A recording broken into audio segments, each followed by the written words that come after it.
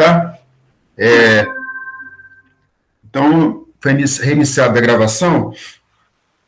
Eu vou terminar aqui a etapa 1, né, que é a parte teórica que tinha previsto, e aí, na sequência, eu vou resolver lá, tirar a dúvida da lista, tá certo? Então, retomando aqui a gravação, pessoal.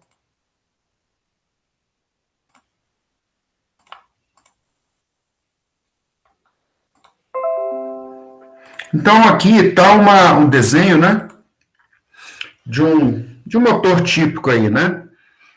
Os motores, tá, pessoal? Uma característica bacana aí das máquinas, de modo geral, né, é que com o avanço da tecnologia, a gente vai melhorando, por exemplo, um ponto muito importante nas máquinas são os sistemas de ventilação, né, o controle dessa corrente que chega até essas máquinas de modo que não tenha impurezas, né, ruídos, tá? Porque se a corrente elétrica se a tensão elétrica for ruim, quer dizer que esse motor ele pode ter alterações no funcionamento, como vibrações, né? E muita poeira pode danificar o motor, muita umidade pode danificar a máquina, tá certo? Mas, de um modo geral, o motor, se você pudesse tirar os acessórios, né, ele se resume nos enrolamentos. Tá? Nos enrolamentos, né, nesse princípio lá da lei de Lenz, da lei de Faraday, que vai fazer com que o eixo, na medida que você aplicar uma tensão elétrica, esse eixo gire. A rigor, a grosso modo, é isso. Tá? Então, nessa foto, pessoal, o que está sendo mostrado aqui destacado? Tem aqui a parte rotativa da máquina, né, que é o rotor, né, a carcaça, que acaba tendo um papel aqui de proteção mecânica da máquina, né? E aqui está o enrolamento do estator, tá certo? E o eixo aqui está acoplado aqui nessa parte aqui que gira, tá certo? Bom, então, separando essas partes, né? Nós temos aqui o enrolamento aqui do estator, né? Os enrolamentos parciais aqui, tá certo?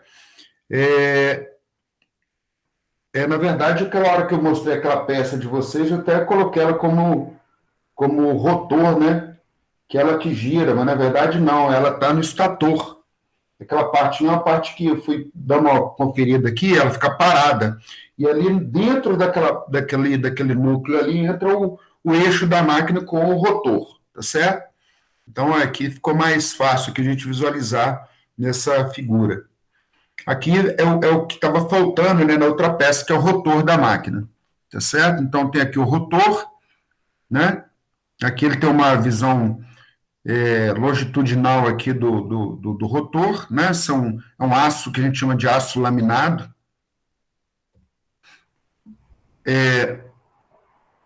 Aí tem ele separou mais aqui o rotor da máquina, né? Um eixo aqui com material bem polido, né? E aí depois aqui não está sendo mostrado aqui, mas tem um rolamento, né?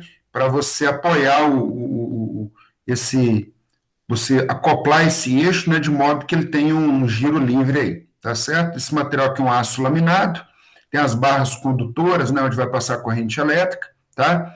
E, enfim, então tá aí Aí, aqui ele está mostrando o motor totalmente selado, né? Dependendo de onde que esse motor vai trabalhar, eu preciso ter a proteção dele, por exemplo, contra chuva, contra umidade, tá certo? Então, nesse caso aqui do lado esquerdo, é um motor sem ventilação, tá? Ventilação que ele está falando assim, ele está lacrado, né? Internamente ele faz ele tem os mecanismos dele de fazer essa refrigeração aí da máquina, tá? Esse outro aqui já é um motor que ele tem abertura, e aí tem as aletas aqui, acoplado no próprio eixo do motor. Na medida que ele gira, ele empurra o ar aqui para dentro para fazer a ventilação aí da máquina, tá? Se ele for instalado num lugar que não tem umidade, que não tem chuva, por exemplo, isso aqui é uma opção, né? Normalmente as máquinas desse jeito aqui são máquinas mais baratas, tá certo? Agora, do lado esquerdo, não é que ele não tem ventilação, né? Ele não tem a ventilação natural aqui. Ele tem que arrumar alguma maneira, algum mecanismo para deixar com que a temperatura interna dele fique controlada, tá certo? Então vai depender da característica construtiva da máquina. Bom, aí tem aí o motor de indução, né? Essa carcaça verde aqui é um motor, está aqui acoplado o eixo dela, tá certo? E aí tem uma foto aí de um exemplo aí de um motor de indução.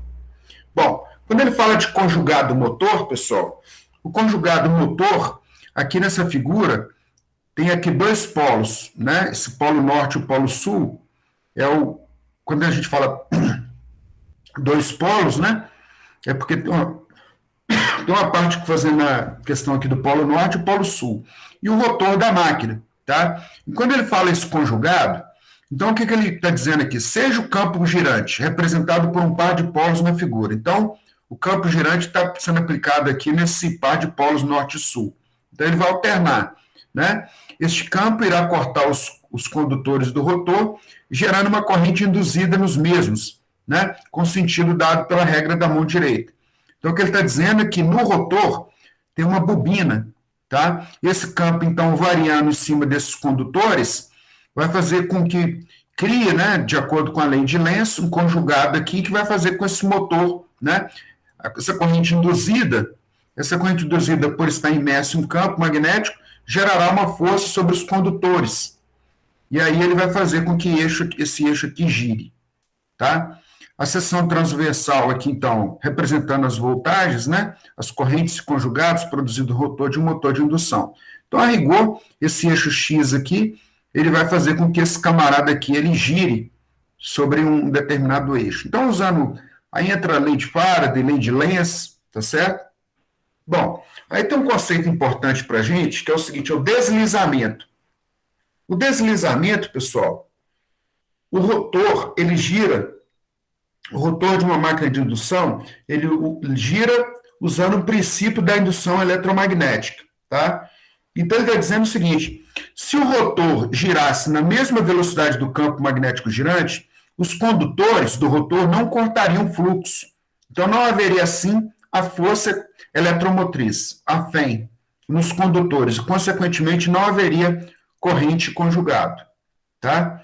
Com isso, o motor de indução nunca girará exatamente na velocidade do campo girante, tá? Então, o rotor da máquina sempre ele vai ser arrastado pelo campo magnético girante. Quando o rotor ele está girando na mesma velocidade do campo magnético girante, não há corrente induzida. Não havendo corrente induzida, não há o conjugado motor no rotor da máquina. Então, ele é como se ele parasse de girar. Aí ele vai ficar atrasado.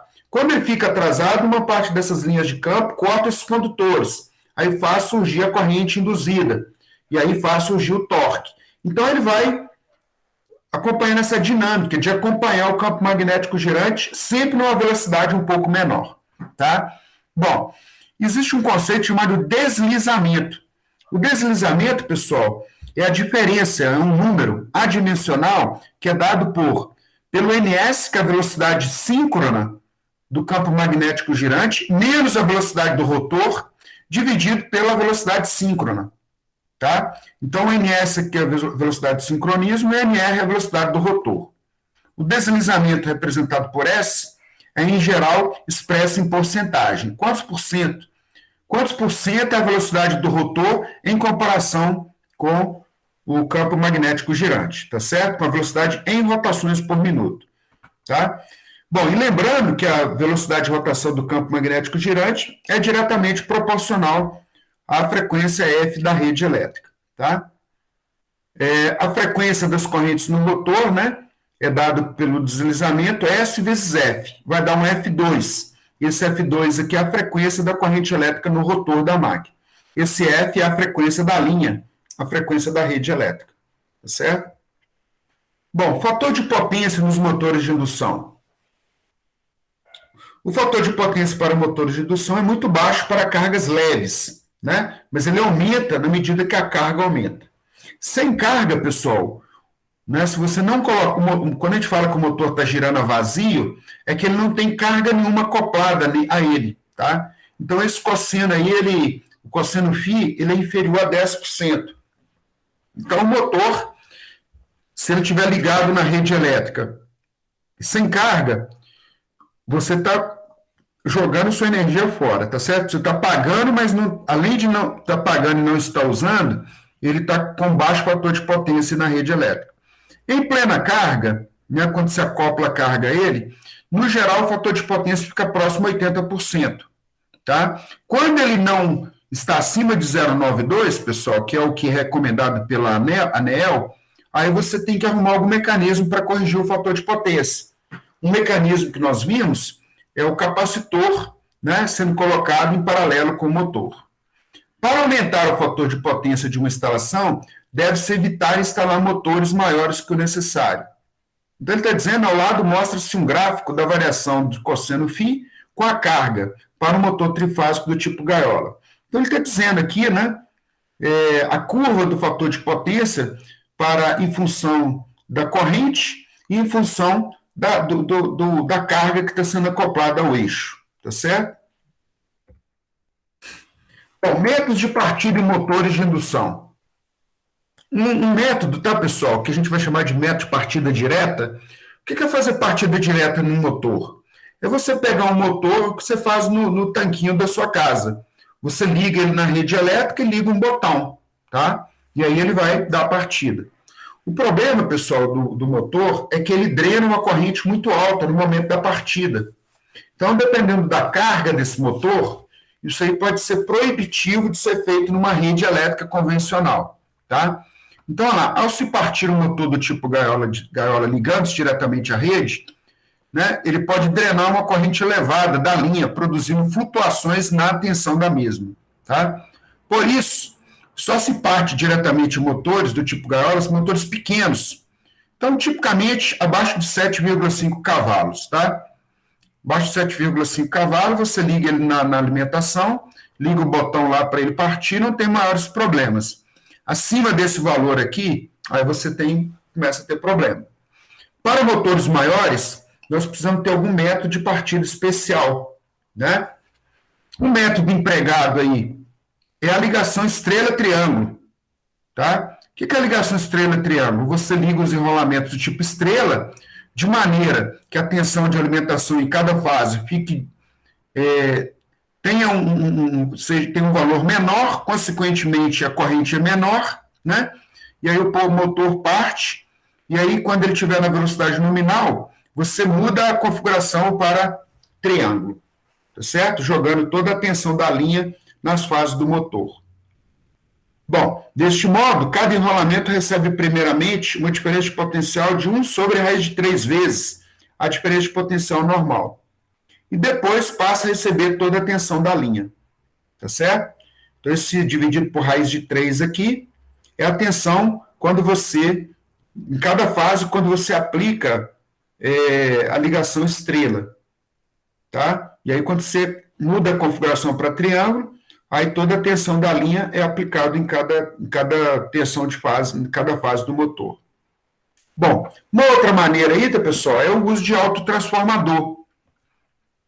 O que é o autotransformador, pessoal? É um transformador que no secundário dele, você pode, né, observe que tem um motor trifásico e existem chaves, né? E essas chaves ligam essas pontas aqui, ó, a cada ponto dessa bobina, o secundário aqui desse transformador, tá? De maneira que na partida eu coloco a tensão mais baixa possível, tá? E na medida que esse motor vai sendo partido, eu vou mudando, tá? De maneira que a tensão vai sendo gradativamente elevada para ser aplicada nesse motor, tá? Com autotransformadores, pode-se reduzir a tensão na partida e aumentando a mesma medida que o motor vai ganhando velocidade. Então, olha lá, ligações de um autotransformador para a partida de um motor trifásico com tensão reduzida. As tomadas comuns de 50%, 65% e 80% da tensão de linha. Então, aqui está a representação apenas de uma parte desse autotransformador. Então, lembrando, tá, pessoal? O objetivo principal é controlar a corrente partida aí. Bom, uso de reostato. Na partida de motores de rotor bobinado, né, intercalam-se resistências nos circuitos do enrolamento do rotor. Então, as escovas do motor são ligadas em um reostato tríplice. A grosso modo, tá, pessoal? Eu tenho aqui um motor, acoplo um reostato aqui. O que é o reostato? É uma resistência variável. Na partida, eu coloco essa resistência numa posição que a resistência vai ser máxima. Ela está em série com a bobina desse motor. Então, a corrente de partida, então, vai ser mínima. Na medida que esse motor aqui vai atingindo a velocidade nominal, eu vou mudando esse valor da resistência até que eu retire completamente a resistência que está em série aqui com o circuito da bobina. Tá? E aí, quando ele estiver na velocidade nominal, é como se essas resistências não existissem mais, porque você vai tirar esse reostato. Simplesmente é como se eu tivesse curto-circuitado esses três elementos, né? Aí ele vai funcionar como um motor do tipo gaiola de esquilo normal, tá certo? Então, só lembrando que um motor, né, de indução com rotor bobinado é como se fosse um motor com gaiola de esquilo, mas que permite que você coloque um reostato para controlar a corrente de partida. Tá? O motor gaiola de esquilo não tem isso, não tem essas conexões para você fazer essa configuração. Bom, mas na indústria, tá, pessoal, indústria eletrônica, né, existem maneiras mais, vamos pensar assim, mais inteligentes, né, de você controlar a corrente de partida de um motor. E uma maneira bastante utilizada é usando ou o software starter ou os inversores de frequência. Tá? Então, o software starter, o que é? São chaves eletrônicas que você liga a alimentação nessa chave eletrônica e pega os fios de alimentação e liga no motor. Tá? O que essa chave faz, pessoal? Ela modula esse sinal de tensão que vai ser aplicado lá no motor. Se você tem uma tensão de linha, por exemplo, de 220, você diz para ele assim, ó, eu quero ligar esse motor com a metade dessa tensão. E essa chave vai fazendo esse controle, né? Em tanto tempo, eu quero que você aplique a tensão nominal no motor. Ela mesma vai fazendo esse controle, tá? Os inversores de frequência é para controle de velocidade. Utiliza-se chaves eletrônicas para modular, né? Porque a frequência do sinal elétrico da rede, pessoal, a CEMIG definiu lá que a frequência, né, é de 60 Hz. Eu não consigo mudar essa frequência, tá? Eu não consigo fazer essa mudança, a não ser que eu use um inversor de frequência, tá? Então, por enquanto, é importante saber que os equipamentos que fazem esse controle são software starter e inversor de frequência, e mais na frente a gente volta a tocar nesse assunto aí. Bom, todos os motores, pessoal, né, têm perdas. Então, o que ele está dizendo é o seguinte, ó, eu forneço uma potência elétrica para um motor, tá? Essa potência elétrica é dada por E vezes I vezes o cosseno de φ. Como é um motor trifásico, 3 vezes esse valor, tá? 3 vezes esse valor. Então, se eu forneço, então, 100%, né? Na medida que essa tensão elétrica vai sendo fornecida pelo motor, eu começo a ter perdas, tá? A primeira perda que a gente tem aqui, pessoal, chama perda no cobre. A perda no cobre é a perda nos enrolamentos do estator. Essa é dada pela lei de Ohm, né? I ao quadrado vezes R, potência elétrica. Numa resistência elétrica, dado por I ao quadrado vezes R. Multiplicado por 3, se eu for considerar as 3 fases, tá? Essa perda aqui, ela é tipicamente em torno de 3,5% das perdas do motor.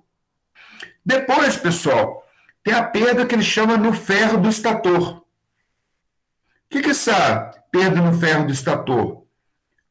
Perda por esterese, corrente parasita. O próprio circuito magnético tem as perdas inerentes a um circuito magnético, tá? Depois, olha lá, essa potência que sobrar, ela vai ser transferida ao rotor da máquina através do entreferro, tá? Então, vai chegar para o rotor 94%. Então, ele está dizendo que vai ser E2 vezes I2. O I2 vezes E2 é a tensão no rotor da máquina, vezes o cosseno de Φ2. O Φ2 é a defasagem entre a corrente e a tensão no rotor da máquina. No rotor, tá? 3 aqui é porque é trifásico. Bom, internamente no no rotor, pessoal, eu vou ter a perda no cobre do rotor. Perda no cobre do rotor. Vai dar 3 vezes I ao quadrado vezes R2, no caso do rotor bobinado. Então, essa perda aqui é em torno de 3,5. Tá certo? Bom, continuando, eu tenho as perdas que eu chamo de perda por atrito e resistência do ar. Perda por atrito e resistência do ar. Então, essa perda aqui ficou em torno de 2%. Bom, e por último, isso aqui é o que chega no eixo, na ponta do eixo do motor, né? Que ele está dizendo aqui a potência mecânica restituída ao eixo, 88,5%, tá? Então, o rendimento, pessoal, de um motor, ele associa essa potência na ponta do eixo com a potência da entrada da máquina, que é a potência elétrica, tá? Então, olha lá, esquema da distribuição das potências em um motor de indução, indicando os valores nominais para um motor trifásico de 15 HP, ou 1.800 rotações por minuto, funcionando com plena carga, tá? Então, isso aí, tá, pessoal? Não quer dizer que é sempre assim, não. Tem que olhar no manual da máquina, ele pegou um exemplo, né? No geral, é isso aí. Uma máquina com um rendimento de próximo a 88,5%. Mas, dependendo da máquina, essas perdas aí são muito maiores, né? Aí você tem que dar uma consultada no manual da máquina. Bom, o que são os motores síncronos, pessoal? Os motores síncronos, né, construtivamente, são muito parecidos com os motores assíncronos. Então, ele está dizendo, ó, sua construção é quase idêntica à de um alternador de campo rotatório. A questão está no rotor da máquina, né? O estator é alimentado em corrente alternada e o rotor recebe uma corrente contínua proveniente de uma excitatriz, tá? O que vai criar, então, na verdade, o polo norte e o polo sul lá no rotor vai ser essa corrente contínua. Isso aqui é muito comum em hidrelétrica, tá? A hidrelétrica, para ele gerar tensão F sempre bem próxima da 60 Hz, que é o que eu preciso, a máquina ela precisa de uma estabilidade melhor. Então, não pode, eu não uso o princípio da indução eletromagnética no rotor da máquina.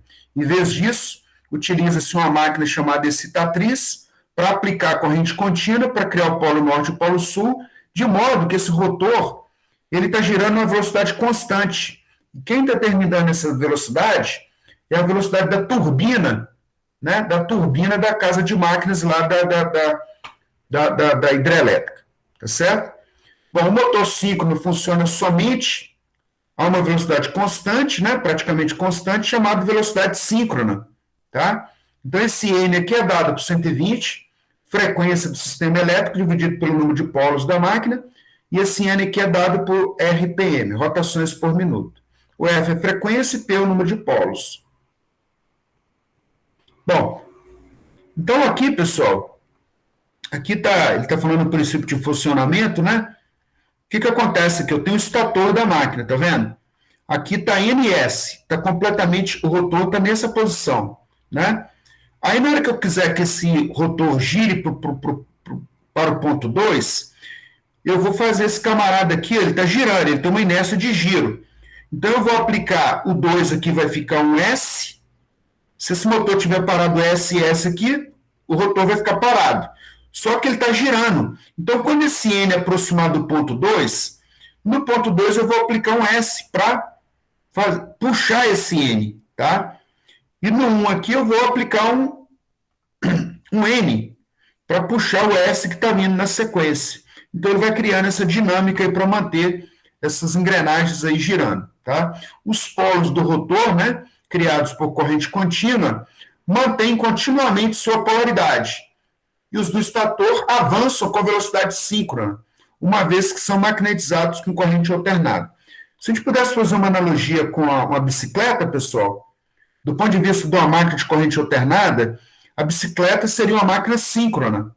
Por quê? Porque você está pedalando sempre com a velocidade síncrona. O seu pé pedalando ali é como se você fosse a velocidade do campo magnético girante. E a catraca, o esforço que está chegando na catraca, está girando sempre com essa mesma velocidade.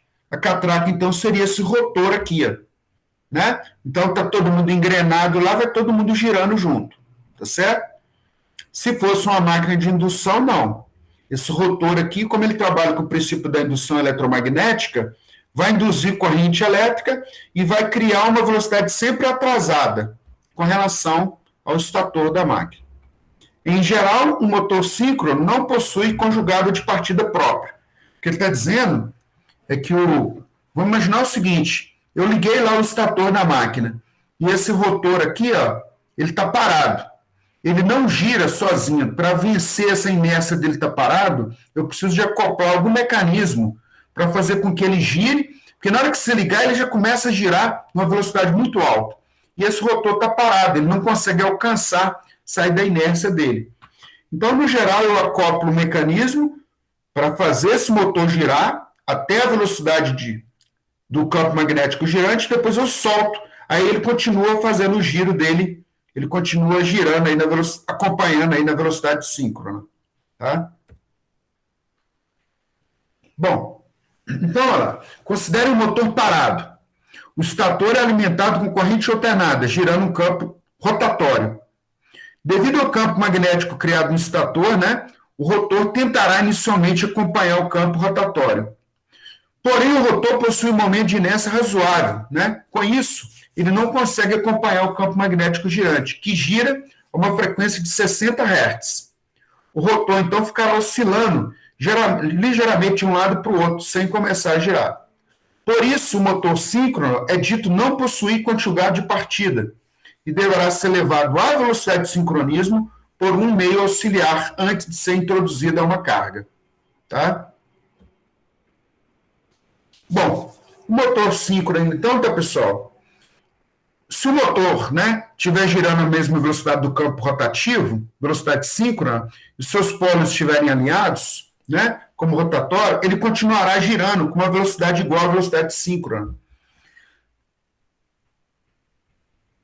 Então, olha lá, se o rotor estiver exatamente alinhado como o rotativo, como na figura, não há conjugado. O que ele está dizendo é o seguinte, ele está girando a velocidade tão... A questão de conjugado dele aí é o seguinte, é a energia mecânica que está acoplada ao eixo dele, da máquina, tá certo? Ele tem que estar... aqui ele está dizendo se ele tivesse parado. Então, parado aqui, ele está... Na hora que ele está girando, né, tem aqui acoplado ao eixo dele, ele vai conseguir movimentar uma carga, tá certo? Numa velocidade... Agora, desde que ele esteja na velocidade síncrona. Aí eu acoplo essa carga, tá certo? Bom, então esses cuidados aí, pessoal, aí ele está dizendo aí, aplicações industriais do motor síncrono, né? A principal vantagem do motor síncrono é o controle que pode ser efetuado sobre o seu fator de potência. Não é muito comum você ter a máquina síncrona, ela é bastante utilizada na usina hidrelétrica, tá? Como eu preciso ter uma frequência bem controlada, e eu preciso de uma velocidade bem controlada, aí eu utilizo uma máquina síncrona, um gerador síncrono, tá certo? Aí eu alimento as bobinas do rotor da máquina com corrente contínua, crio o polo norte e o polo sul, e no estator da máquina eu vou retirar uma tensão elétrica induzida com a frequência sempre de 60 Hz, próximo de 60 Hz, tá? Praticamente 60, né? Tem um desvio, mas é um desvio dentro de um erro aceitável. Bom, ele pode, assim, ser utilizado, eu posso utilizar um motor síncrono como um capacitor para correção de fator de potência, tá? Uma aplicação mais limitada, mas, além disso, é muito usado em aplicações em que se necessita de velocidades constantes e bem controladas. Sua principal desvantagem é que eu preciso de uma corrente contínua para a excitação dos enrolamentos do estator. Né? Outra desvantagem é que eles são sensíveis a perturbações. Se ele sair do sincronismo, pessoal, o motor ele para. Tá? Então, esse controle dele aí é mais difícil. Os métodos de partida, né? Quais são os métodos de partida aí numa máquina assíncrona? O método mais comum é o emprego de um motor auxiliar, que a gente chama de motor de lançamento. em geral, com a ajuda de um pequeno motor de indução.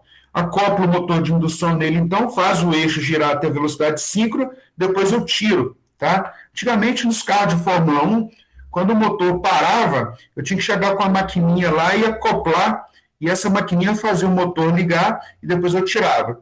Eu não sei falar para vocês se era um motor síncrono ou assíncrono, mas me faz lembrar um pouco disso aqui, tá? Mas não vou falar se é ou não é, não. O motor auxiliar leva o motor síncrono próximo à velocidade síncrona, e com auxílio de equipamento de sincronização, esse é sincronizado, né? E ligado à rede, então o motor auxiliar desacoplado. Cabe lembrar, tá, pessoal, que o motor trifásico de indução, ele tem partida própria, tá? Se você ligar ele na rede elétrica, ele não precisa de nenhum método auxiliar aí de partida. Bom, aí o que ele está dizendo, olha lá, partida própria, né? Quando eu tenho um motor de indução, né? Eu tenho o ponto, né, para levar o motor ao sincronismo, motor síncrono, eu acoplo o motor de indução a ele. Então, ele tem os pontos onde eu posso fazer esse acoplamento aí, tá? Bom, então, pessoal, 10h35 agora.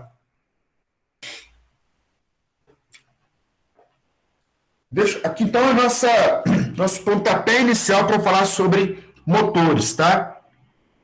Motores. E antes da gente começar a fazer o exercício, eu queria deixar indicado aqui para vocês um grande fabricante, né, sem querer fazer nenhum lobby, mas é a WEG. A WEG, pessoal, ela tem um site. Então eu coloquei assim, ó, WEG Treinamento. Treinamento WEG. Para quem tiver maiores interesses, tá?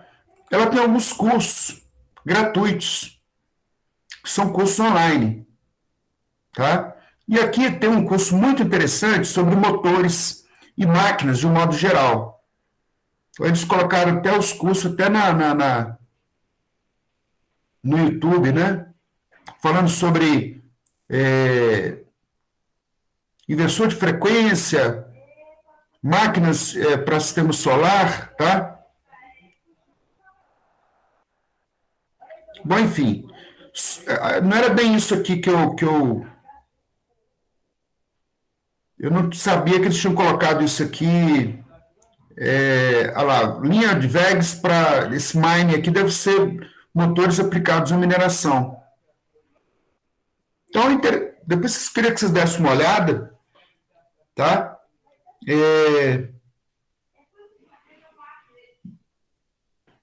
Mas tem um curso principal deles aqui, que eu queria recomendar para vocês, que você faz no próprio site da WEG. Então, olha lá. Aqui são videoaulas, tá? Existe um negócio aqui, treinamento WEG. Engraçado. Ah, não. Os treinamentos online, é isso aqui que eu queria. Treinamentos online estão disponíveis, né? Aí ele tem alguns cursos aqui, ó. Tem alguns cursos que são presenciais e tem cursos que são à distância, né? Aí ele vai te mostrar aqui quais são os cursos, tá? E tem um curso aqui bem interessante, né, que eu deixo aqui recomendado, que vai depender do interesse de cada um, que é esse aqui, ó. Característica de motores elétricos industriais trifásicos. Então, se você colocar isso aqui no seu currículo, né, é bem interessante, né, porque a pessoa fala assim, mas como que esse cara é um engenheiro de Minas, um engenheiro metalurgista e fez esse curso? É um curso gratuito, tá, pessoal? No final, ele te dá um certificado, tá? Então, aqueles alunos aí que têm a proatividade, né, uma maneira de demonstrar proatividade, isso aí, ó. Então, ele está dizendo as datas disponíveis, né? Olha lá. Inclusive, ele está falando que as inscrições estão encerradas. É um curso de 12 horas.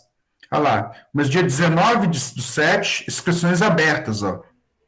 Engraçado. 16/8, ele está dizendo que você pode se inscrever para o curso. Mas 16/9, vai ver que é porque eles não vão dar nessas datas, né? Então, eles colocaram isso aí. Então, você pode clicar aqui e fazer a inscrição nesse curso. Tá certo? Então fica aí a dica, de acordo com o grau de interesse. Então ele vai te explicar aí sobre as características de motor, os conceitos fundamentais, alimentação, né? Depois, obviamente, que eles vão apresentar a linha de produtos da WEG, tá certo? Mas eu recomendo aí para vocês aí. Bom, então, pessoal, vou encerrar aqui essa etapa 1 do curso, tá? Da aula. Se vocês quiserem tirar alguma dúvida, estou aqui à disposição. Caso não, daqui a pouquinho a gente vai para a lista, então.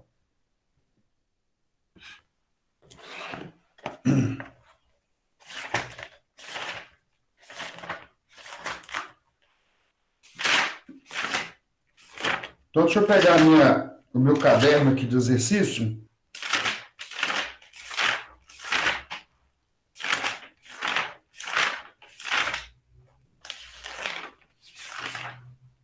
Bom, eu vou resolver o exercício, pessoal, que é um que tem várias cargas.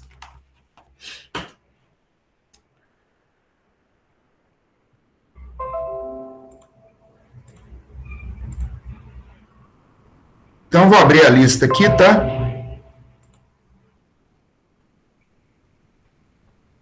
Abri a lista errada.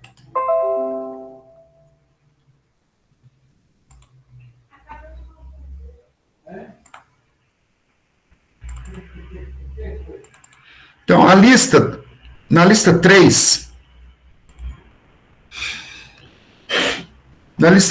o que tem aqui na lista 3?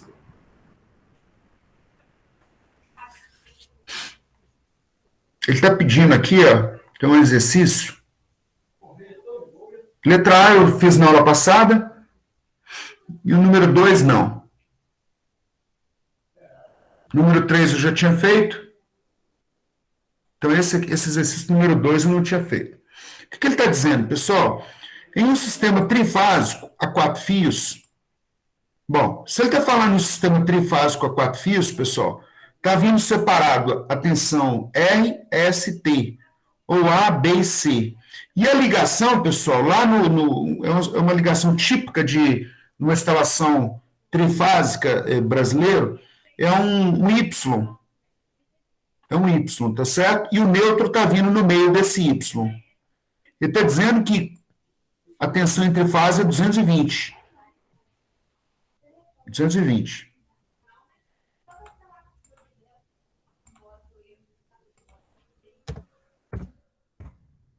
Então está vindo assim, ó. Lá no transformador, lá no transformador, ele está ligado assim, ó. Isso é uma ligação típica, tá?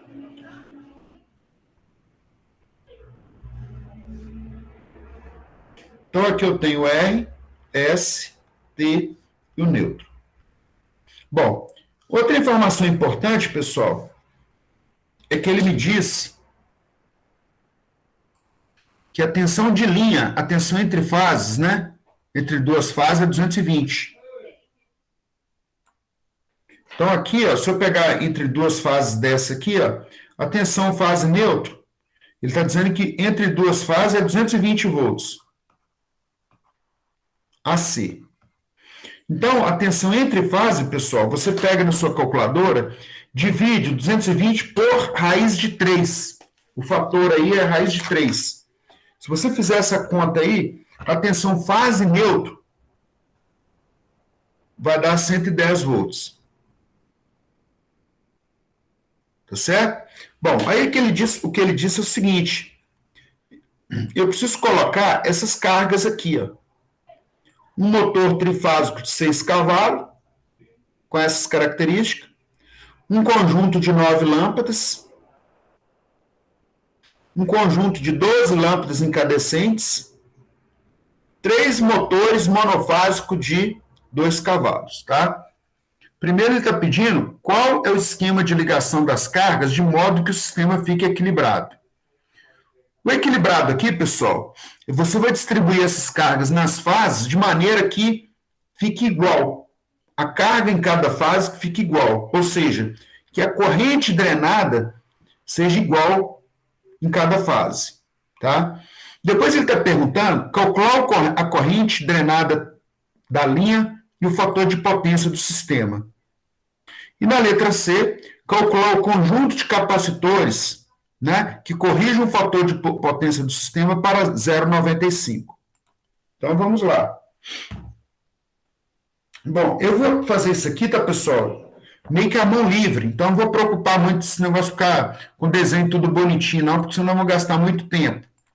Mas aí, qualquer dúvida que vocês tiverem depois aí, vocês podem me perguntar. Então, eu vou ligar aqui, ó.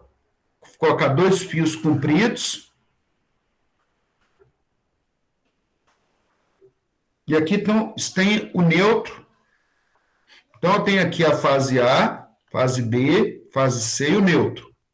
Bom, primeiro eu vou ligar o motor trifásico. Então, o motor trifásico, ó.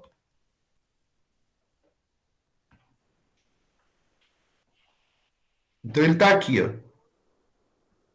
Bom, a maneira de ligar ele aqui, pessoal, é pegar uma ponta dele aqui e ligar na fase A outra ponta eu ligo na fase B.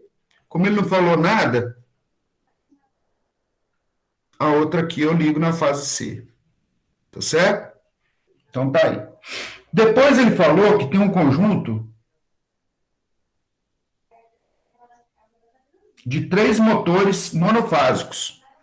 Então, nesse motor monofásico, eu vou ligar eles assim, ó. N1, eu vou ligar entre a fase 1 e o neutro. Tá? Aqui ele está ligado entre a fase 1 e o neutro. N2, eu vou ligar na B e o neutro. Então, isso aqui tem que ser um motor cuja alimentação seja de 110 volts. Senão você não tem a tensão para alimentá-lo. E o último motor M3, ó.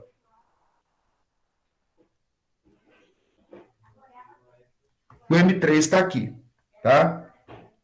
Bom, aí ele me disse que tem um conjunto de 9 lâmpadas de 200 watts, né? Só que essas lâmpadas, pessoal, a alimentação dela é de 220 volts. Olha lá, ó. Tá vendo?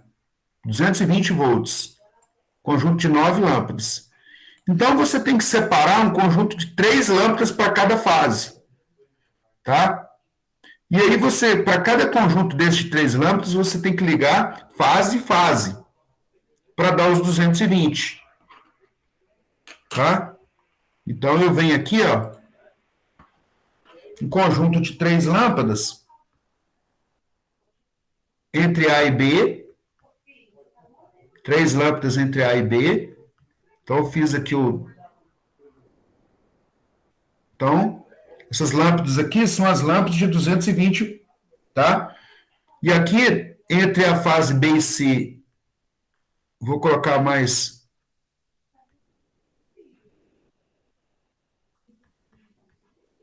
E entre a fase C, agora, entre a fase A e B eu liguei as lâmpadas, entre B e C eu liguei outras lâmpadas, e entre A e C, eu vou ligar as que faltaram. Então, está aqui entre A e C.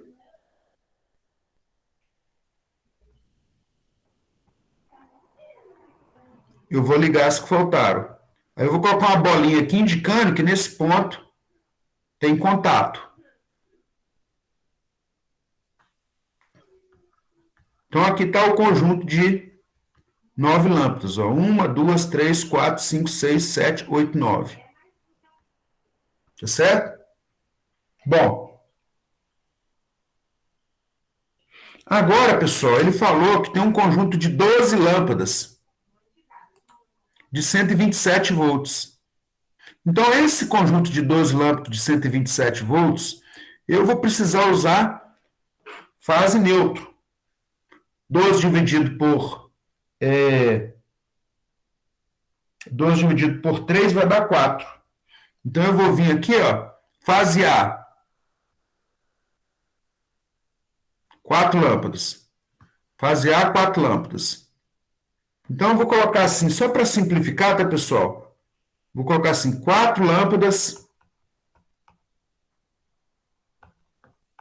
Essa 4 lâmpadas aqui é potência de 150 watts, e aí a alimentação é 127 volts. São essas 4 aqui, ó. Então aqui está no... E aí vai no neutro. Então acho que dá para entender aqui, né? Peguei na fase A, e aí liguei elas aqui, tá? E a mesma coisa na fase B. Então, 4 lâmpadas. 4 lâmpadas de 150 watts, e aqui 127 volts. Fechei aqui o conjunto, liguei aqui na fase B, e essa aqui vai lá no neutro. 4 lâmpadas de 150 watts, 127 volts. 4 lâmpadas de 150 watts, 127 volts. E por último, na fase C, a mesma coisa. Então, 4 lâmpadas, 150 watts, 127 volts. Tá? Bom, dessa maneira aí, pessoal, o sistema está equilibrado. Eu tenho, em cada fase dessa, eu tenho o mesmo valor de carga, tá certo? Então, essa aí é a letra A do exercício. Dúvidas aí, pessoal? O sistema equilibrado, então, é isso. Posso dar continuidade? Pode sim. Beleza. Então, também acredito que vocês já tentaram fazer aí, né? Mas para tirar alguma dúvida ou outra aí. Vamos fazer então, pessoal, agora os cálculos inerentes ao exercício, né? Então, a primeira coisa que ele pergunta aí é a corrente drenada da linha, né?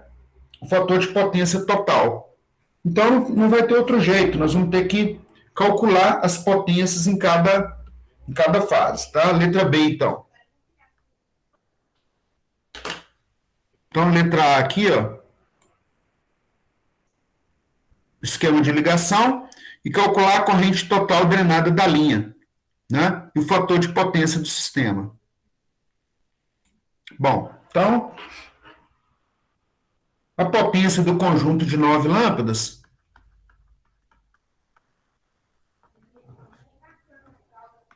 das 9 lâmpadas de 200 watts. Então, vai ser 9 vezes 12. Vamos colocar a potência L200, tá? Vai ser igual. Lâmpadas de 200 watts, tá, pessoal? Vai ser 9 vezes 200. Coincidência, né? 9 vezes 200 vai dar 1.800 watts. Bom, potência das 12 lâmpadas, das 12 lâmpadas de 150 watts. Então, vai dar 12 vezes 50, 12 vezes 150, vai ser igual, coincidência, tá? 1.800 watts. Bom, agora ele vai vir no motor trifásico, tá, pessoal?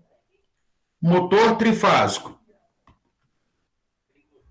Aí o trifásico a gente usa um símbolo assim, ó, trifásico. 6 cavalos. Bom, a relação de cavalo com watt, pessoal, é 736 aproximadamente, um cavalo. Tá? É 735, uns quebrados aí, tá? Mas aí eu arredondei aqui. Isso vai dar 4.416 watts. Bom, aí o que vai acontecer, pessoal? O rendimento, essa potência aqui é uma potência mecânica. O rendimento, ele é dado pela potência mecânica dividido pela potência elétrica, que implica que a potência elétrica do motor aí vai ser igual à potência mecânica sobre o rendimento. Isso vai ser igual a 4.416 watts sobre o rendimento, que é 0,8. O rendimento foi dado do motor trifásico. Então, isso vai dar 5.500 watts. 5.520 watts. Então, foi dada. rendimento 80%, tá? Esse rendimento aqui, lembrando, é a potência mecânica dividido pela potência elétrica, tá? Então, voltando, né? Calculei aqui, então, só, pessoal, que ele está dizendo que eu tenho que fornecer, então, uma potência de 5.520 watts, uma potência elétrica, para, depois das perdas, chegar em 4.416 na ponta do eixo do motor. Só que nós temos a questão do fator de potência. Ele diz que esse motor tem um fator de potência de 0,8. Então, eu vou colocar aqui um cosseno θ, ou cosseno φ, né? É 0,8. Ele está dizendo que isso implica que eu tenho um θ aqui igual a mais ou menos 36, eu vou aplicar na calculadora aí, né? Θ igual a cosseno menos 1, θ igual cosseno menos 1 de 0,8. Isso vai ser mais ou menos igual a 36,87 graus. Tá? Lembrando, no triângulo das potências, que no triângulo das potências eu tenho P, Q e S. S está aqui, Q está aqui e o P está aqui. E o θ é esse ângulo aqui, ó. Tá? Então, o cosseno do θ, que é esse ângulo, o cosseno θ, ele é igual a P sobre S. O que implica que o S vai ser igual a P sobre cosseno θ. Isso vai ser igual a 5.520 watts. Aqui nós não colocamos a unidade, tá? Porque tudo é potência. Mas na hora que a gente está usando essa fórmula aqui, a potência que não é dada em watts, né? Ela é dada em VA. 6.900 VA. Aí você tem que ficar atento, faz parte do conceito aqui, que a unidade da potência aqui do S, que é a potência aparente, ela é dada em volt-ampere. Volt-ampere, tá? Bom, então até aqui, tranquilo aí, pessoal? Qualquer coisa vocês me param aí e me perguntam.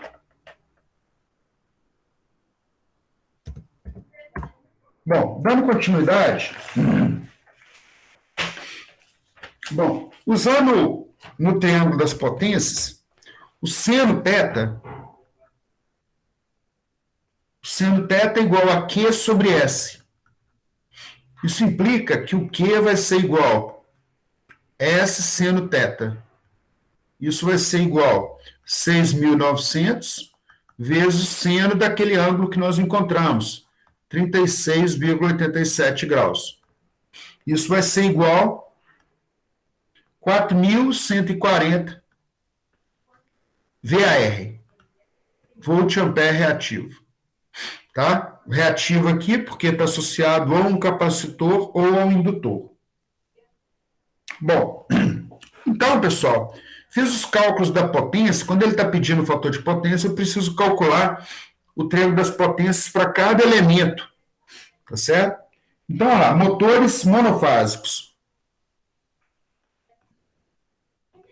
Motores monofásicos.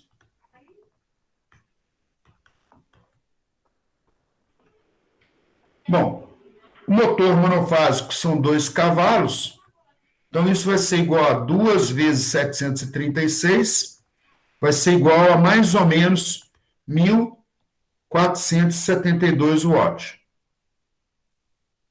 O rendimento dessas máquinas é igual a potência mecânica dividido pela potência elétrica. Isso implica que a potência elétrica vai ser igual a potência mecânica dividido pelo rendimento. Vai ser igual a 1.140.472 sobre o rendimento desses motores aqui, ó, é 0,75. Foi dado no enunciado.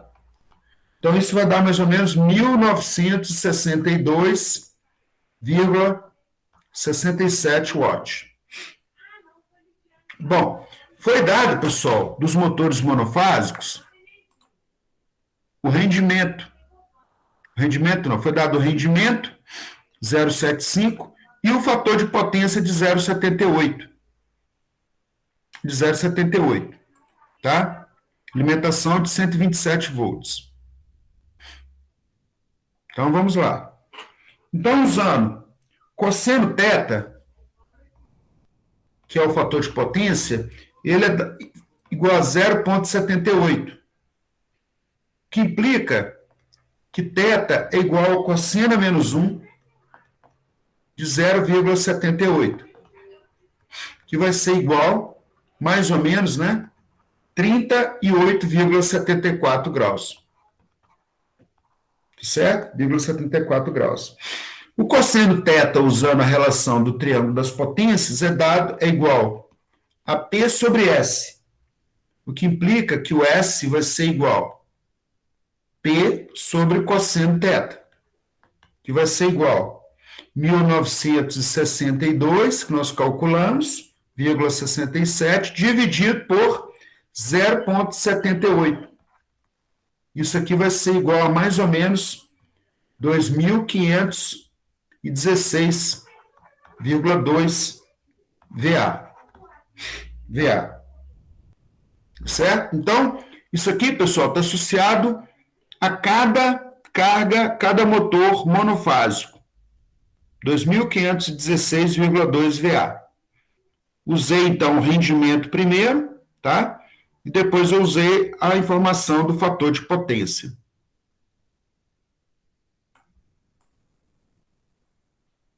Bom,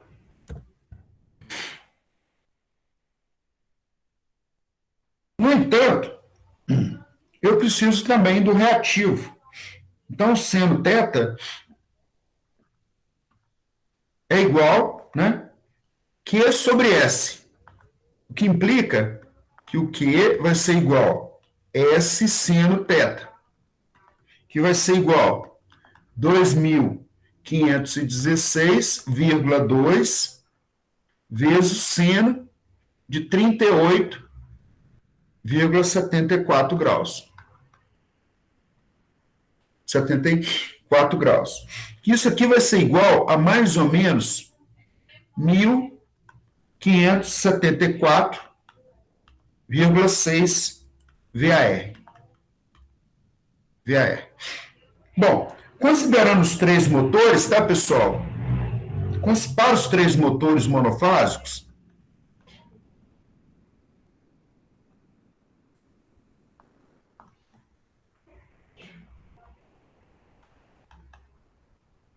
dois pontos. O P total vai ser igual a 5.888 watts, né? Vírgula. O Q vai ser igual a 4.000. Isso aqui é só os motores monofásicos, tá, pessoal? Então, se eu colocar aqui só os três motores monofásicos, ó, o Q aqui vai ser 4.723,8 VAR. E o S total, o S aqui, dos motores monofásicos, vai ser igual a 4.723,8 VA. Tá certo? Bom, nós calculamos, pessoal, as potências. Aí, o que acontece? Ele está perguntando qual que é o fator de potência total do sistema. Como que nós fazemos esse cálculo aí? Soma de todo componente? É uma soma vetorial. A gente faz uma soma vetorial, justamente. Nós vamos pegar porque o grande lance do sistema, assim, quando você está falando em potência, é que, na verdade, as potências, na horizontal, vão ter as potências dissipadas, tá? E na vertical vão estar os reativos. Então, no final das contas, eu vou ter a potência devido às lâmpadas, de 1.800 watts, Eu vou ter 1.800 watts aqui devido às lâmpadas. Acho que nós estamos com o tempo beleza aqui. Depois vai aparecer mais 1.800 devido às lâmpadas de 220, tá? Depois vai aparecer 5.520 devido ao motor trifásico e depois 5.888 aproximadamente devido aos motores trifásicos, 3 motores, tá? Bom, o reativo, as lâmpadas não têm reativo, tá? São cargas puramente resistivas. Mas eu vou ter aqui um reativo devido a 4.140 de um motor, do motor trifásico, e depois eu vou somar 4.723,8 VAR devido aos 3 motores monofásicos. E aqui eu vou ligar, esse aqui é o meu S resultante, tá certo? Então, o meu P total, esse aqui seria o P do sistema todo, o P total vai ser a soma, vai ser essa soma aqui, ó, 1.800 mais 1.800 mais 5.520 mais 5.888. Esse aqui vai dar o P total. Então, esse P total aqui, ó, essa soma aqui vai dar 8.000. Estou economizando aqui por causa do quadro digital, tá, pessoal? Isso aqui é meio 0,8. Não, deu 11.000. Essa soma aqui deu 11.000. 11.768 watts. Essa potência aqui é a responsável pela realização de trabalho, tá? O meu Q total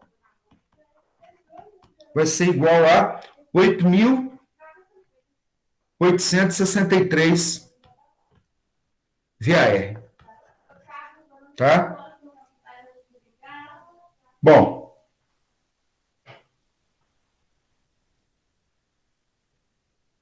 e o meu Q total, o Q total é essa soma, né? Essa de cima aqui, ó, tá? E quanto que seria o meu S? O S, pessoal, eu tenho um triângulo aí, né? Vai ser a raiz quadrada disso, mais a raiz quadrada disso. Não, desculpa. É o P total.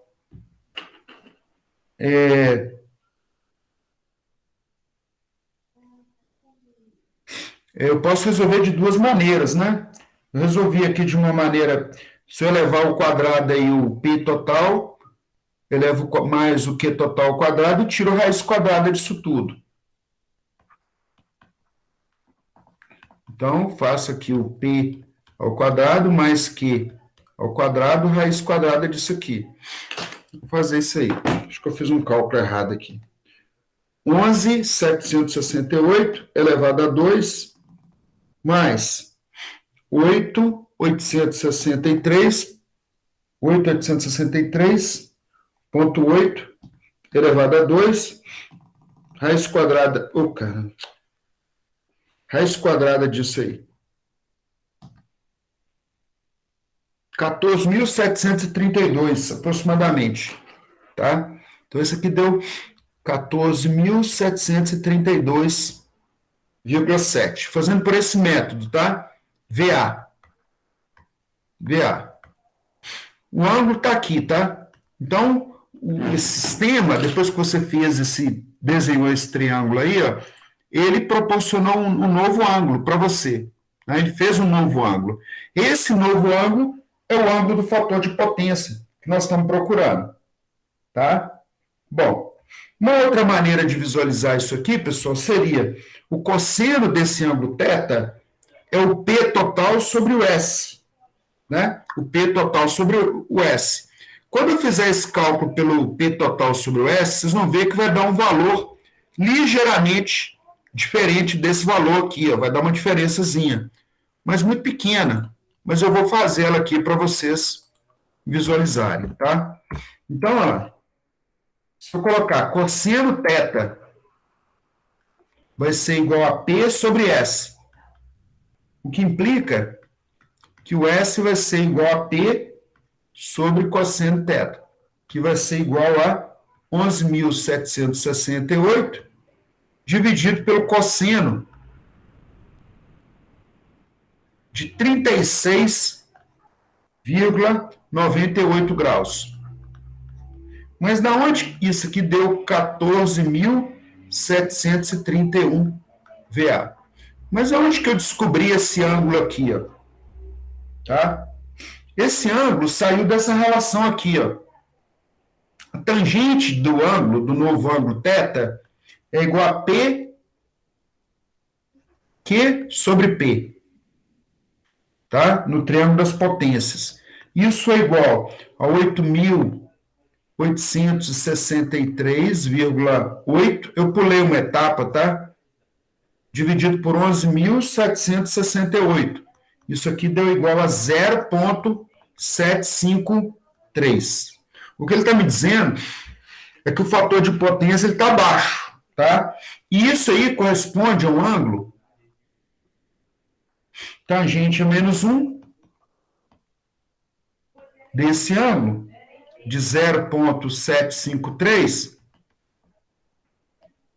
Isso vai dar um ângulo de aproximadamente 36,98 graus. Tá? É que eu pulei essa etapa aí do ângulo aí. Bom, dado esse ângulo, então, pessoal, até esse ponto. Pode fazer pelos dois métodos na prova? Pode, qualquer um. Qualquer um. Você vai chegar no mesmo lugar. É porque numa escala de 14.000, né, 731, uma deu 14.731, outra deu 14.732. Eu só fiz aqui para te mostrar. Isso aí vai depender do número de casas que você está usando na calculadora, mas, no geral, uma casa na calculadora é suficiente. Tá? Beleza. Tá certo? Só esse ângulo aqui que você não pode brincar muito com ele, não. Porque na hora que você faz o cosseno dele aqui, ele é usado em muitos lugares. Então, você colocar 36,9 ou 36,98, para nós aqui não tem problema, entendeu? Mas se você tiver numa situação real, pode ser que dê uma diferença muito grande lá no seu cálculo. Tá certo? Tá bom.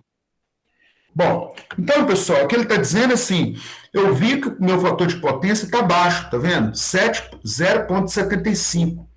Aí ele falou assim, calcule, faça a correção desse fator de potência aí para pelo menos 0,95. Então, eu vou fazer a correção do fator de potência para 0,95 aqui, tá? Bom, só aguenta mal um minutinho aí, pessoal, que eu vou levantar aqui para pegar uma água, só um minuto. Estou voltando aqui.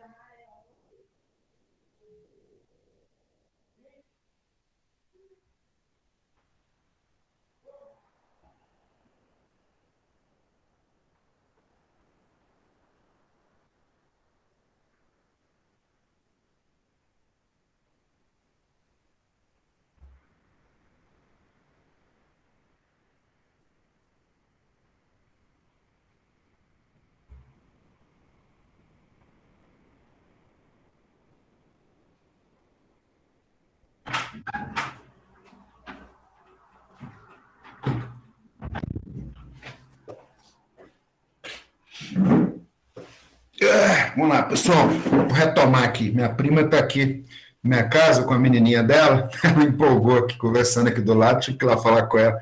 Está alta e nem sei se vocês estão ouvindo. Mas, enfim. Então, pessoal, vamos retomar aqui. Bom, se vocês olharem no enunciado, ele está pedindo para calcular a corrente, tá? Só que como nós estamos aqui com a bala na agulha aqui nas potências, tá? Eu vou fazer logo a parte que pede a correção desse fator de potência aí.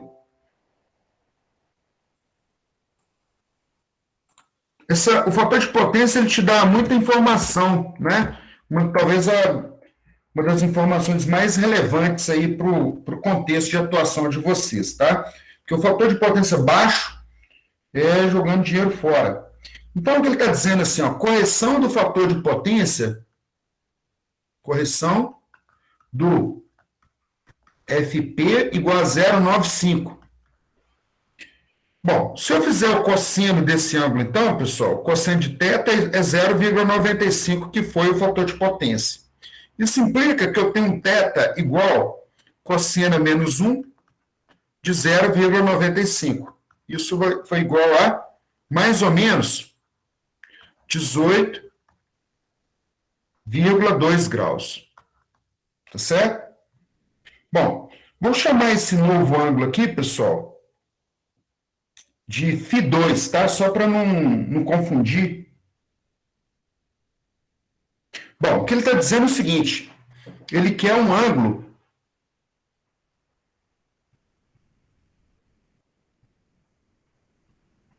vou chamar de θ seria o ângulo original, tá?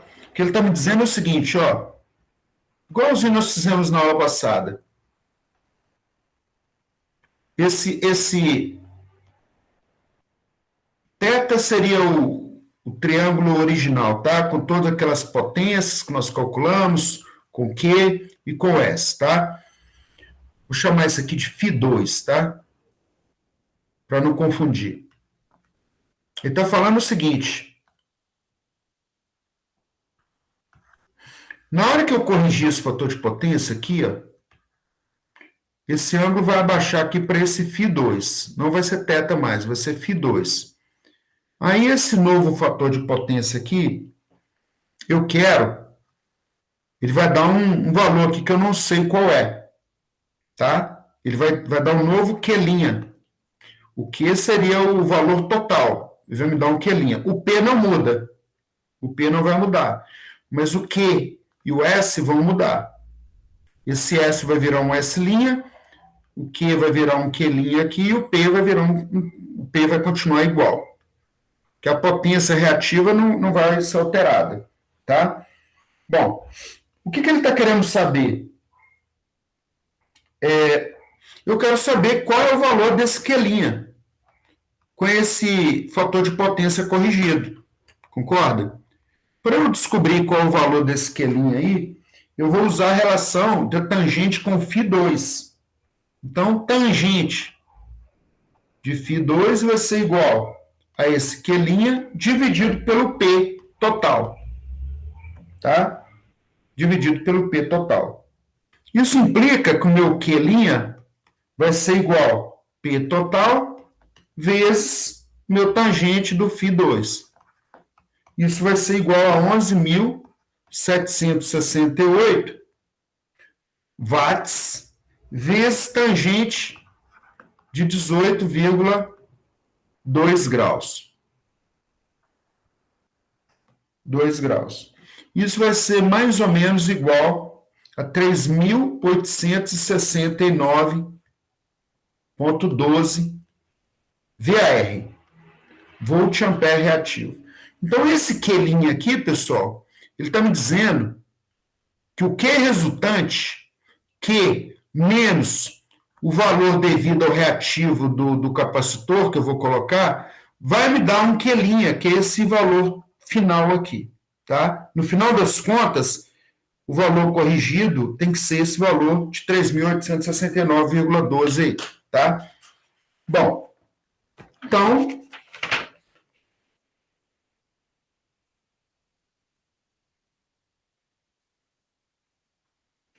Bom, eu fiz Eu lembro que eu tinha errado alguma coisa nesse exercício, tá? E aí eu vou ter que fazer as contas aqui de novo. Ele está me dizendo, recapitulando, eu tinha um Q total,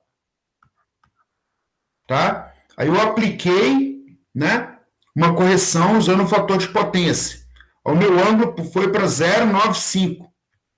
Foi o que eu fiz aqui em cima, ó. Olha lá. Eu quero que seja corrigido para 0,95. Então, cosseno de φ2 vai ser igual a 0,95. Fazendo cosseno menos 1 de 0,95, deu 18,2 graus. Aí, usando esse ângulo de 18,2 graus, eu fiz o cálculo do meu novo Q' final. Né? Potência total vezes tangente desse φ2 deu esse 3.869,12 VAR. Tá? Então,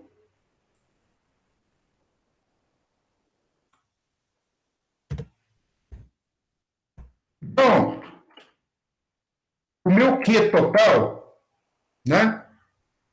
O meu Q total menos a quantidade que eu vou precisar corrigir, esse vai ser um capacitor que eu vou colocar, né? Vai me dar no final, o reativo final vai ser, aqui nesse ponto, 3.869,12. Concorda comigo? Eu tinha um Q total, menos esse valor do capacitor. Isso aqui corrigido vai me dar um novo valor aqui do reativo. Eu preciso saber, então, qual é o valor desse capacitor. Esse Q do capacitor, então, vai ser igual Q total menos esse valor 3.869 aqui, ó.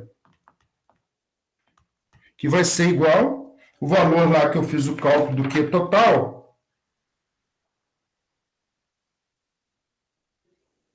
8.863,8,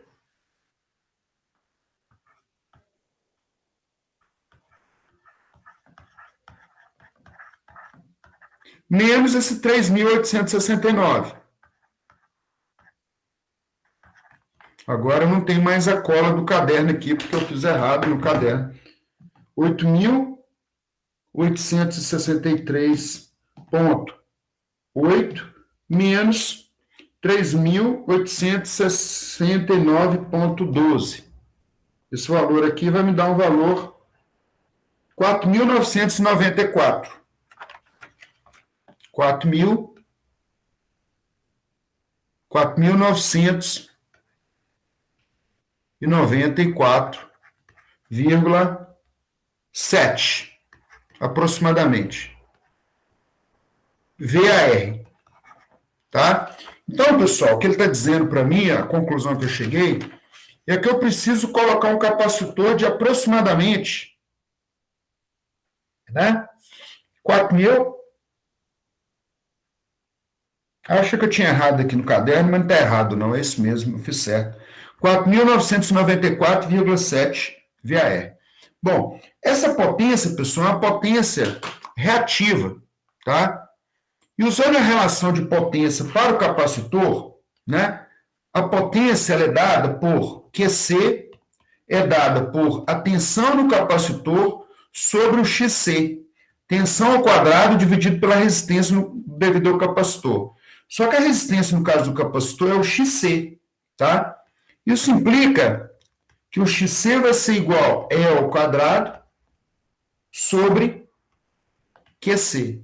Isso vai ser igual a 220 volts ao quadrado, dividido por 4.994,7 aproximadamente. Isso vai ser mais ou menos igual a 9,69. Isso aqui, ohms.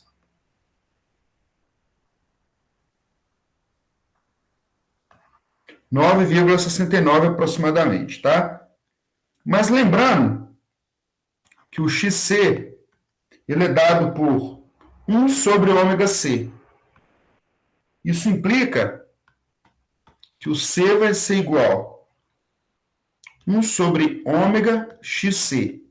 que vai ser mais ou menos 1 sobre, lembrando que o ômega é 2πf. Então, isso aqui vai ser 1 sobre 2π, o F é 60, e o XC é o valor que nós calculamos ali, ó. Então, esse valor vai dar mais ou menos 273,7 microfarad, tá?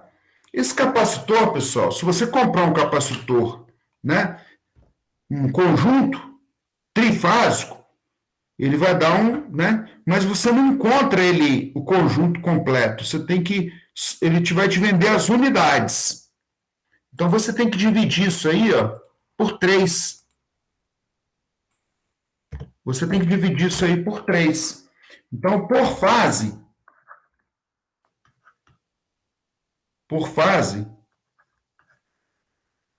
isso aqui vai ser 273,7 microfarad dividido por 3, que vai ser igual a 91,2, que é um capacitor um valor bem alto, diga-se de passagem.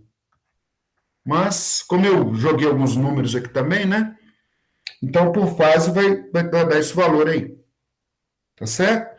Então, o que ele está dizendo, pessoal, você tem que ir lá no sistema e jogar 3 capacitores com esse valor em cada fase, né?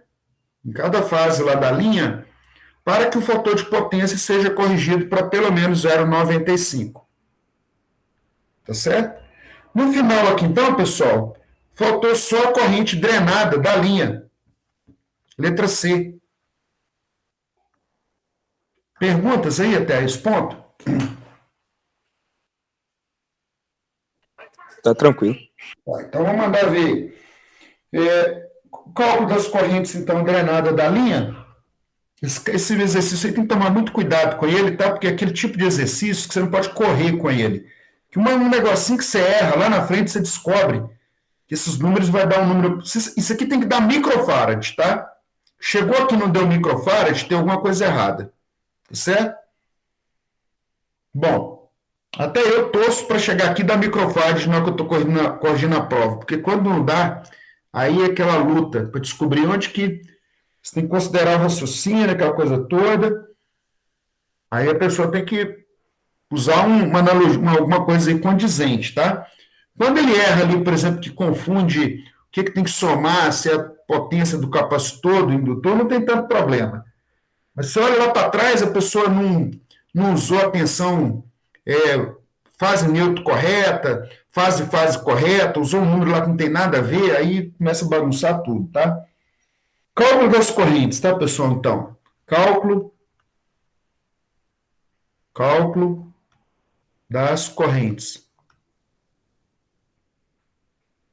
2 pontos. Carga 1. 2 pontos. Carga 1, pessoal, são as lâmpadas bifásicas, de 2 fases, tá? Então, vou colocar aqui L. Então, P é igual a E vezes I. São cargas resistivas. Então, você vai pegar a potência aqui dividido por E. Então, vai ser 1.800 dividido por 220 volts. Então, aqui deu 8,18 ampere. 8,18 ampere, tá?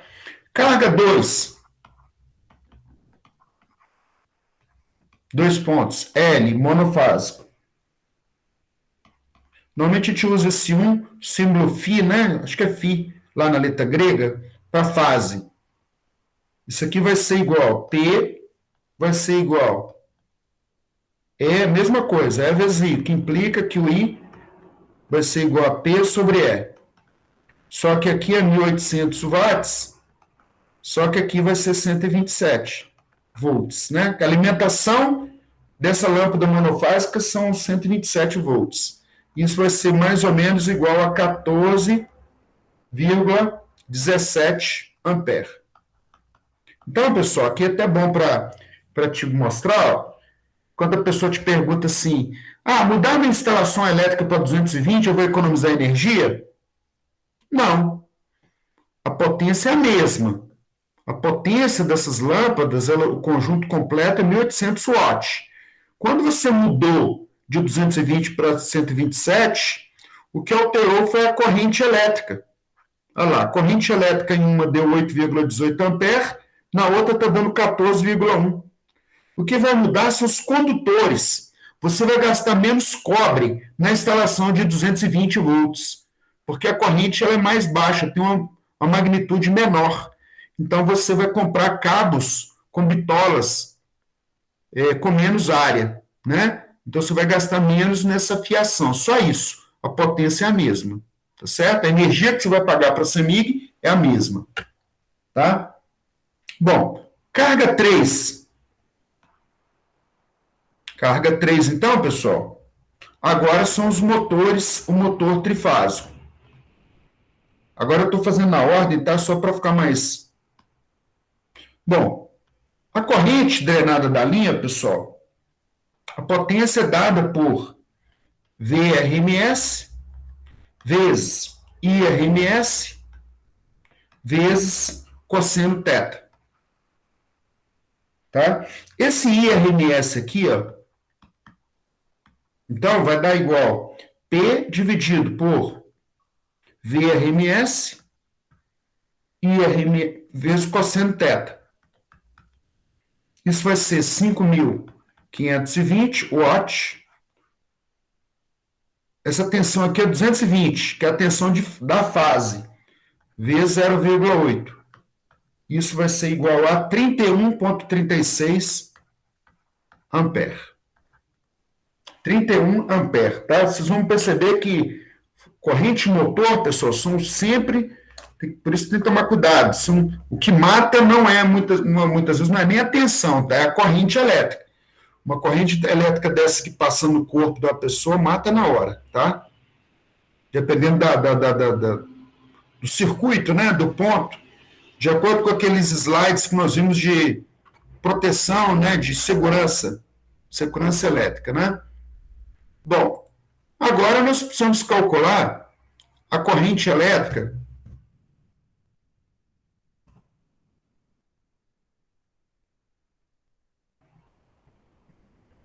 Bom, aqui tem um detalhe, tá? Essa corrente elétrica aí do motor trifásico, pessoal, ela é 31,36 ampere, tá? Só que tem um detalhe, isso em cada fase do motor. Mas o que ele drena lá da linha, da linha, na linha, né? Quando eu vou colocar assim, na linha, é porque a corrente elétrica, que o motor ele está ligado assim, ó. Nesse tipo de ligação, pessoal, esse motor tem uma relação de corrente. Aqui eu fiz o cálculo da corrente em cada fase do motor, tá? Mas na linha, ele vai drenar uma corrente total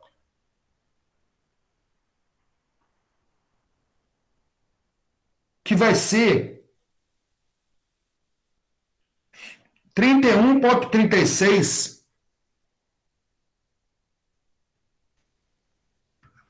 o IL para o motor trifásico vai ser igual ao I de fase total, 31,36 ampere, vezes raiz de 3.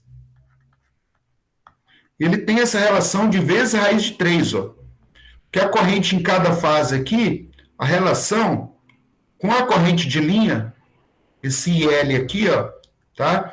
Nessa configuração, essa corrente aqui de fase, o IF, cada fase aqui, ó, I fase A, I fase B, I fase C, é raiz de 3 vezes o valor, raiz de 3 vezes o valor desse L aqui, tá? Como eu somei as 3 correntes para o motor trifásico, tá certo? Eu vou ter um 31,36 vezes raiz de 3. Esse valor aqui vai ser igual a 54,32 ampere. Então, vai sair esse valor de corrente Aqui são as três correntes somadas, tá? Que nós consideramos a potência trifásica total. Considerei a potência total, potência trifásica total, tá? Bom, a carga 4. O que é a carga 4?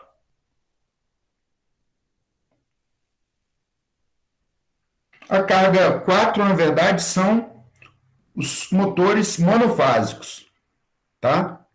Então, ó, carga 4. Então, a carga 4, o IRMS, vai ser igual às potências individuais dos motores, que vai dar 1962,7, dividido pela tensão de alimentação 127 volts, vezes o fator de potência dos motores monofásicos, tá? Que é 0,78. Isso aqui, então, deu aproximadamente 19,8 ampere. Bom, isso aqui para cada motor, tá, pessoal? Cada motor trifásico. Para os três motores monofásicos, para os três motores monofásicos, isso vai ser igual a 3 vezes 19,8 ampere, que vai ser aproximadamente 54,4 ampere. Bom, a corrente total, então, que ele vai drenar na linha, pessoal, bom, tem um detalhe que esse motor monofásico, como é que você liga ele? Você pega a linha e liga ele assim, ó. Então, não tem aquela relação raiz de 3 para esse tipo de ligação. É uma ligação simples. A corrente que está vindo aqui desce no motor, tá? Tá certo? Em cada fase. Então, não tem aquela questão da configuração, da maneira de ligação, né? Nesse caso aqui, não tem aquela relação raiz de 3 vezes o valor da corrente linha, não, tá? Então, aqui é o IL, o mesmo valor do IL vai ser a corrente de fase. Bom, a corrente total drenada da linha, então, corrente total drenada da linha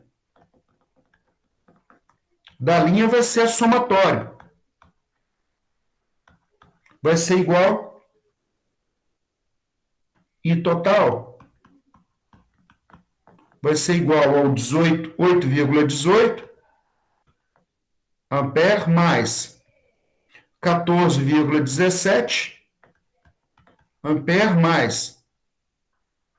Estão acompanhando o raciocínio aí, pessoal? 54,32 do motor trifásico mais 54,4. Isso aí foi coincidência, tá? Ter dado esses números próximos aqui. 54,4 ampere. Aí ele vai me dar um valor total aqui de 131 ampere. Então, ele está me dizendo que essas três cargas ligadas juntas, esse vai ser o valor que ele vai drenar da linha. 131 ampere. Tá certo? 131 ampere. Então, para o nosso objetivo até esse ponto, pessoal, 11h40 agora, esse exercício é bem completo, tá? Calculamos, então, o esquema de ligação, calculamos a corrente drenada da linha, calculamos o fator de potência do sistema, calculamos os capacitores que corrigem o fator de potência para 0,95. Então, aqui eu dou por encerrada a etapa 1 do nosso curso. Quem chegou aqui, é óbvio que você não precisa ficar sabendo disso aí de cabeça, tem formulário, tá, pessoal? Quando o pessoal critica, né? Eu não gosto de criticar outras áreas. Cada um tem que saber aí, né? Precisamos de bons advogados, bons médicos, bons professores de história, bons professores de português. Mas quando a pessoa vira e fala assim, curso de engenharia, curso de exato, só decorar a fórmula.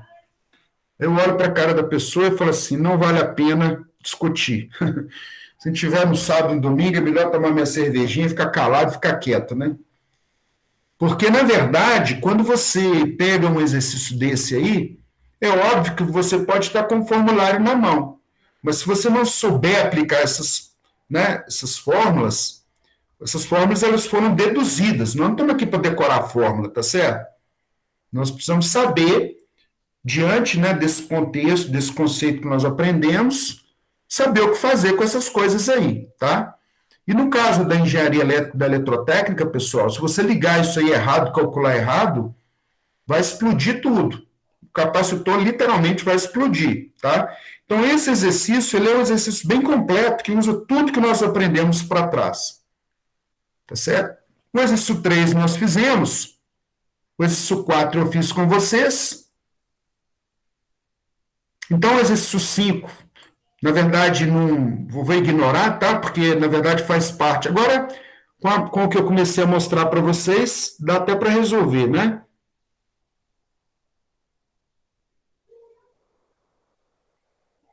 Então, ele está perguntando, olha lá, considere um gerador síncrono de 16 polos, conectado à rede onde F é 60. Qual deve ser a velocidade da turbina? Qual deve ser a velocidade que a turbina deve ser controlada para garantir o sincronismo do gerador com a rede elétrica? Né? Isso aí está naquelas fórmulas que nós aprendemos, que relaciona o número de polos, né? Número de polos da máquina, com a velocidade N e com a frequência F. Então, agora, com a aula de hoje, vocês conseguem resolver isso aí. Tá certo? Bom, pessoal, então 11h41. Se vocês quiserem perguntar alguma coisa, estou aqui à disposição. Então, encerro aqui a etapa 1 aí do nosso curso. Essa lista 3 a gente tem que mandar até quando mesmo? Como a prova vai ser vai ser terça, pode ser até domingo, pode ser? Tranquilo. Aí dá tempo de vocês terminarem aí, né? E tirar eventuais dúvidas. Vou colocar, deixar aí até domingo, até domingo, meia-noite. Como a prova seria hoje, então seria ontem, né? E aí dá tempo de vocês darem uma revisada, terminar e tirar eventuais dúvidas. Beleza? Beleza, tranquilo. Então tá bom, tá, pessoal? Então, eu já vou liberar para vocês a lista que seria da etapa 2 para não ficar acumulando, tá? Basicamente, a lista vai pedir para vocês lerem a unidade 1 daquele livro sobre corrente alternada, porque eu preciso que vocês leiam aquilo ali para servir de base para frente, tá? E, enfim, mas como semana que vem é prova, eu vou liberar lá, mas só para não, né, pra vocês saberem que é o que vai vir aí na sequência, tá certo? Ok. Então tá bom, pessoal. Então, uma boa tarde para vocês, tá? Até terça que vem, então. Valeu, professor. Tchau, tchau.